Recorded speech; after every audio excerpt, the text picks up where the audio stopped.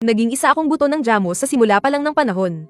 Matapos ang 46 na bilyong taon ng paglaki, sa wakas ay tumubo ako bilang isang maliit na punla. May isang grupo ng mga tao na dumating at nagtayo ng nayong bato sa ilalim ko. Sa loob ng nayong bato, may 3 mahiwagang nilalang, ako, ang maliit na punla. Isang puno sa tabi na tinamaan ng kidlat at may iisang sanga na lang, at isang batong kulay dugo. Lumuhad ang mga unang tao sa harap naming 3 mahiwagang nilalang, nagdarasal para sa magandang panahon at masaganang ani. At ngayon ang araw ng pag-aalay sa nayong bato. Magsimula na ang ritual. Sa isang utos mula sa matandang puno ng tribo, hinati ng mga mangangaso ang napakaraming karne sa 3 bahagi. Inilagay nila ito sa 3 altar. Hindi nagtagal, nabuo ang maliliit na bundok ng karne sa ibabaw ng mga altar. Damakit ang mga ugat ko sa karne. Sinusubukang sipsipin ang sustansya nito. Habang ginagawa ko ito, ay narinig akong pagtatalo sa di kalayuan. Matandang puno, naging matagumpay ang pangangasaw natin dahil sa gabay ng espiritu ng batong kulay dugo. Dapat lang na mas marami ang alay na karne para dito. Bakit kapantay lang ng sa puno na tinamaan ng kidlat at sa maliit na punla? Manahimik ka, mahigpit na saway ng matandang puno. Pantay na pag-aalay sa 3 espiritu. Yan ang patakarang ipinamana ng ating mga ninuno. Sino man ay hindi pwedeng baguhin yan. Alam ko ang tungkol sa mga aral ng ninuno. Hindi pa rin kumbinsido si Shi Yunfeng. Pero sa mga nagdaang taon, sa espiritu lang ng batong kulay dugo tayo umaasa. Yung puno ng willow, wala namang naitulong yan, lalo na yung mahinang punla na kayang-kayang itumba ng hangin. Habang pinakikinggan ko ang pagtatalo nila at naghahandang sipsipin muli ang karne. Pansin kong natuyo na pala ang karne sa harapan ko. Ganoon din ang nangyari sa karne na nasa harap ng puno ng willow. Ginamit ko ang aking pandama at natuklasan kong ang batong kulay dugo. Nilamon nito ang lahat ng alay na karne, sinisipsip sa bilis na parang nababaliw. Yung mga karne sa sarili nitong altar, hindi na kailangang pag-usapan. Tuyot na, mga buto na lang ang natira. Bago pa man makakilos ang mga tao, nilamon na nito lahat ng 3 bahagi ng alay. Walang hiya, hindi ko napigil ang mapamura. Anong nangyayari dito? Nagulat ang matandang puno, hindi niya inaasahan na mangyayari ang ganitong bagay. Nagagalit ang espiritu ng batong kulay dugo. Agad na nagsalita si Shi Yunfeng. Gaya ng sinabi ko, lahat ng ito ay dahil sa batong kulay dugo, pero pare-pareho lang ang dami ng inialay na karne. Nagagalit na ang espiritu. Totoo nga kaya, hindi pa rin mapakali ang matandang puno, at hindi na alam ang gagawin. Dumadagundong, biglang nag-iba ang kulay ng langit at lupa. Sunod-sunod ang kulog. Isang malakas na kidlat ang tumama sa batong kulay dugo. Naligo sa kidlat ang batong kulay dugo. Maging ang mga siwang nito ay tila kumikinang sa kuryente, na lalo pang nagpadagdag sa mahiwagan nitong anyo. Labis na natakot ang lahat nang makita ito. Kailanman ay hindi pa sila nakakita ng ganitong kababalaghan. Kahit na madalas ang malalakas na bagyo sa Great Wilderness, hindi pa sila nakasaksi ng ganito kalakas at kabaliw na mga kidlat. Huminahon po kayo, mahal na espiritu. Hindi alam ng matandang puno ang gagawin, kaya lumuhad na lang siya sa lupa. Pinangunahan niya ang kanyang mga katribo sa pagyuko sa nagngingit-ngit na espiritu. Pero walang pakialam ang batong kulay dugo. Wala itong anumang tugon. Ang tanging tugon lang ay ang pabagsik ng mga kidlat. Isa na namang makapal na kidlat ang bumagsak. Sunod-sunod ang kidlat, walang katapusan. Sa ilalim ng ganitong mga kidlat, namutla ang mga tao at hirap huminga. Malinaw sa lahat na ang ganito kalakas na mga kidlat. Kapag lumihis lang ng 1 pulgada, maaaring mamatay ang 12 ng mga taga-nayon. Malinaw na ang mga kulog na ito ay ipinatawag ng batong kulay dugo. Gusto nitong gamitin ang paraang ito para ipakita ang kanyang banal na kapangyarihan, para katakutan at sambahin ito ng mga taga-nayon. Espiritu ng alay, huminahon po kayo. Mula ngayon, basta't ito ang inyong gabay. Ang grupo ng mga mangangaso ay sa inyo lang mag-aalay. Grumble. Unti-unting humina ang mga kulog. Ngunit hindi ito tuluyang tumigil. Matandang puno, magsalita na po kayo. Tumingin si Shi Yunfeng sa matandang puno. Umaasa siyang makapagbibigay ng pangako ang matandang puno, dahil siya pa rin ang pinuno ng nayon ng bato. Hindi ko akalain na ganito kabangis ang espiritu. Napabuntong hininga ang matandang puno. Kung gayon, sundin na natin ang sinabi mo. Grumble. Lalo pang humina ang mga kidlat at kulog. Pero hindi pa rin ito tumitigil. Nagtataka ang matandang puno at si Shi Yunfeng. Pumayag na sila, pero bakit ayaw pa rin tumigil ang malalakas na kulog? Anong ibig sabihin nito? Medyo naguguluhan na rin ako sa sandaling ito. Huwag mong sabihin gusto ninyo ang lahat ng alay na dugo. Gulat na gulat si Shi Yunfeng. Huwag mong sabihin gusto mong paalisin namin ang 2 pang espiritu ng alay. Paanong mangyayari yon? Hinding-hindi maaari, agad na tumanggi ang matandang puno. Ngunit sa isang iglap, biglang mas naging nakakatakot ang mga kulog. Isang pambihirang lagim. Sunod-sunod na bumagsak ang mga kulog, na nakakabingi at nakakabulag. Parang sisubog sa sakit ang mga ulo ng lahat.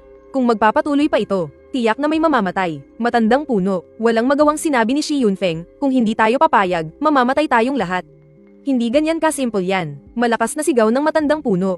Ano ba sa tingin mo ang isang espiritu ng alay? Alagang hayop ng nayon, na basta-basta na lang paaalisin. Kahit na maliit lang ang nayon ng bato. Mayroon itong napakatagal ng kasaysayan at nanatili sa dakilang ilang sa loob ng maraming taon.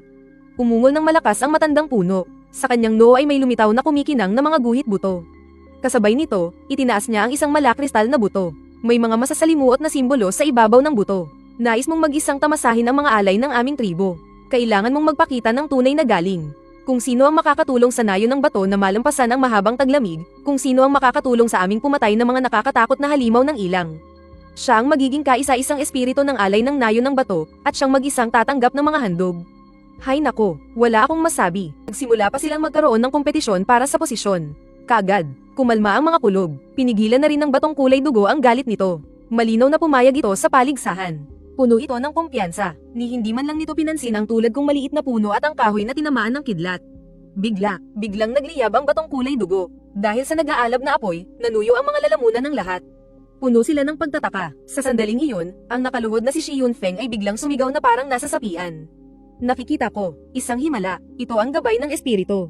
Sa liwanag ng apoy, nakikita ko ang hindi mabilang na mga tupa sa isang libis. Labis ding natuwa ang matandang puno. Alam na alam niya kung ano ang ibig sabihin ng kawan ng tupa sa taglamig. Pagkain iyon para sa buong nayon sa loob ng isang buong taon.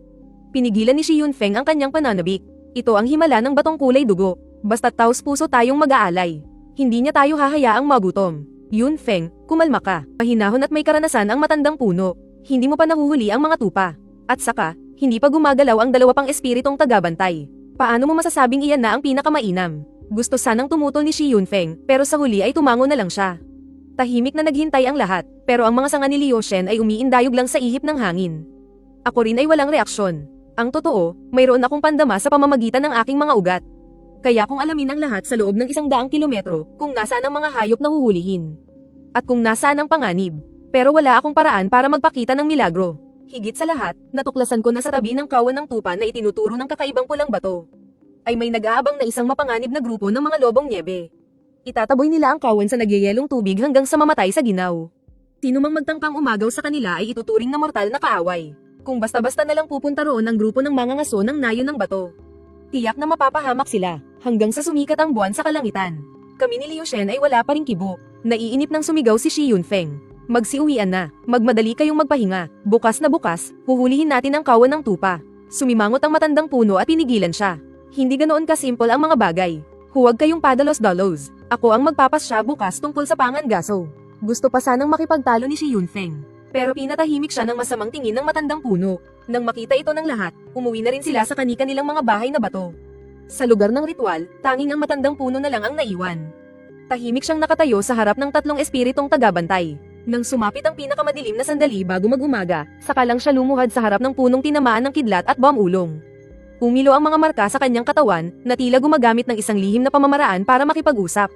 Ngunit nanatiling tahimik si Liu Shen. Sumama ang itsura ng mukha ng matandang puno. Pabulong niyang sinabi sa sarili, bakit hindi ka nagsasalita? Maganda ba ito o masamang pangitain? Gusto ko na siyang sigawan sa pagiging doble kara niya. Si Liu Shen lang ang tinatanong niya, pero ako hindi. Bigla namang lumingon ang matandang puno. At tumitig sa akin, Jamu. Mabilis siyang lumapit, may banal na liwanag sa kanyang mga mata. Palihim akong natuwa, akala ko ay gagamitan na niya ako ng lihim na pamamaraan. Sa ganoong paraan, may paparating ko na ang babala tungkol sa kawan ng tupa. Pero huminga siya ng malalim. At bigla na lang tumalikod at umalis. Ano to, lokohan? Talagang nawalan na ako ng masabi. Mukhang itong simple kong anyo ay talagang hindi pinapansin. Nagpasya ako sa sarili ko na hindi ako pwedeng tumunganga lang at maghintay. Napansin ko ang luntiang dahon na iyon. Wala itong ibang silbi kundi sumipsip ng sustansya. At napakalakas pa nitong sumipsip. Sige, ibigay mo sa kanya. Sa isang iglap, lahat ng iba pang dahon ay natuyo at namula. Tanging ang daong ito lang ang lalong naging lantian. Ang mga natuyong dahon na ito, ang babalang ibinigay ko, maituturing na rin itong isang uri ng milagro. Sana lang ay maintindihan ng mga taga-nayo ng bato. Kinaumagahan, tinipon ni Shi Yunfeng ang libu-libong malalakas na mga ngaso sa plaza ng nayo ng bato. Kahit na, nayon, ang tawag dito. Sa totoo lang, isa itong kilalang tribo sa malapit na may 10,000 residente. Uminom tayo para lumakas ang ating loob. Buong pagmamalaking itinaas ni Shi Yunfeng ang malaking banga ng alak. Sa pangangasong ito, tiyak na magiging sagana ang ating huli. Inom, inom. Itinaas ng libu-libong kalalakihan ang kanilang mga mangkok at masayang uminom. Pagkatapos uminom, ibinato nila at binasag ang mga mangkok na bato. Ngunit biglang lumitaw ang matandang puno at binuhusan sila ng malamig na tubig. Hindi magandang araw para mangaso ngayon. Natigilan ang lahat, maging si Shi Yunfeng ay labis na nagulat. Punong matanda, napakaganda ng sitwasyon, ano ang masama rito? Magandang sitwasyon, model. Suminghal ang matandang puno, nagbigay na ng babala ang espiritong gabay. Tingnan ninyong mabuti, labis na naguluhan si Shi Yunfeng. Tumingon siya sa tatlong espiritong gabay. Ang mga sanga ng espiritu ng Willow ay lunti ang lantian at marahang humahapay sa hangin.